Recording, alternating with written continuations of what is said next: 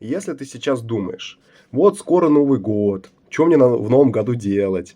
Отдыхать или дальше заниматься, так как у меня больше свободного времени?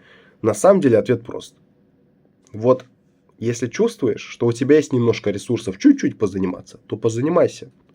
Но если ты реально уже к этому времени устал, вот сейчас, да, к началу декабря или в декабре, ну ты чувствуешь, что ты уже на пределе, ну естественно отдохни. Вот. Ты ведь помнишь, что тебе еще целых полгода батрачить до ЕГЭ.